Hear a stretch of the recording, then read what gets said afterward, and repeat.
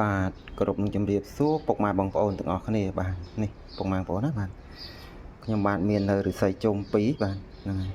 ជុំគួយស្អាតណាបងប្អូនបាទទាំងស្ទើចុងបន្តិចបាទព្រោះមានចុងនេះដូចអង្គនេះបាទមានចុងចឹងវិញ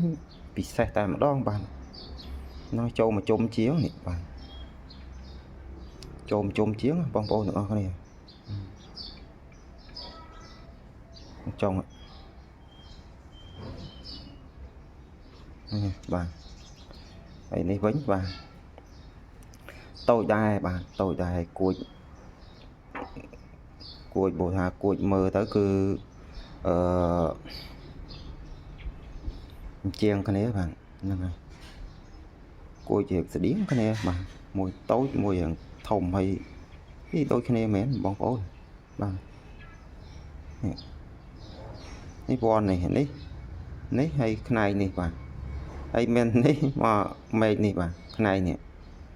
រៀងគ្នាបាទcònថានេះកាច់អត់បានមកដល់ចេះ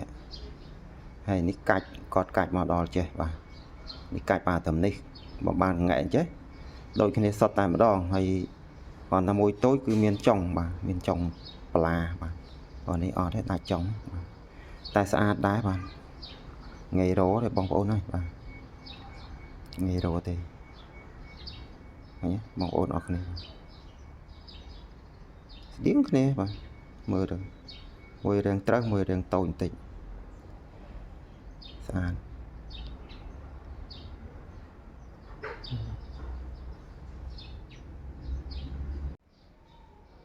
បាទបងប្អូនទាំងអស់គ្នាបាទឫស្សីដុះកដាលសាច់បាទដុះពេញល្អបាទ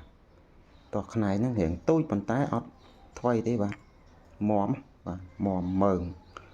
ហើយសាច់ឫស្សីលេបប្រេងលេបអីទៅឡើងរាងរលោងបាទបងប្អូនធំល្អបាទកដាលសាច់នេះបើទុកយូរអាចដុះនេះទៀតនេះដុះទៅជាស្រោបវិញបាទនេះក៏លក្ខណៈឆ្កឹលបាទអូដុះស្អាត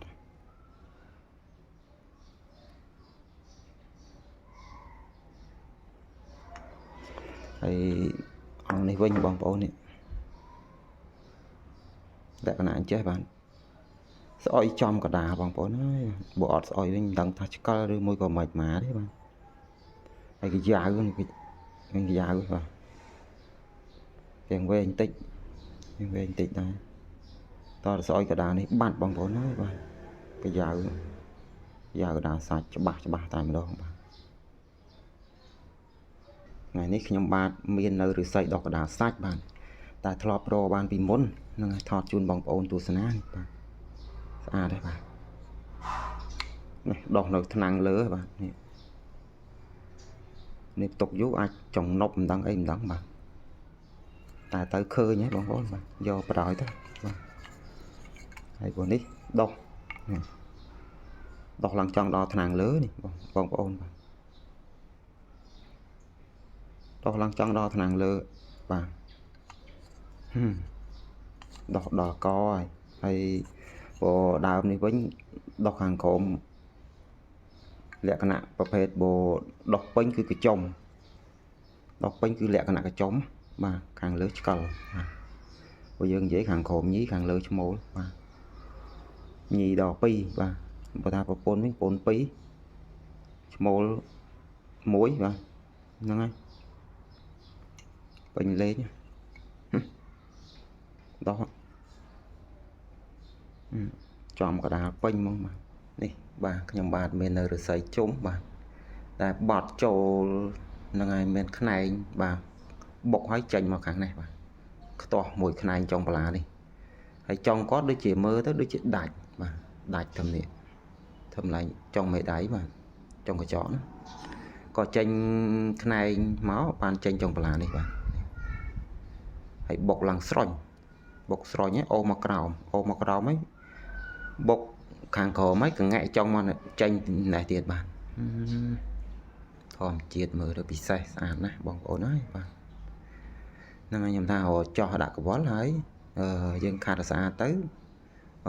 រុំជាអំបោះបន្តិចទៅមើលទៅឃើញស្អាតបាទតែអត់តបានធ្វើទេក៏ថតជូនបងប្អូនទស្សនាសិនទៅបាទ ស្អាតណាបងប្អូនឃើញទេបាទជុំកងក់ស្អាតហ្មងខ្ទាស់បិទនងទៀតបាទស្អាតណាបងប្អូនអើយបាទអរគុណបាទជម្រាបលាបាទ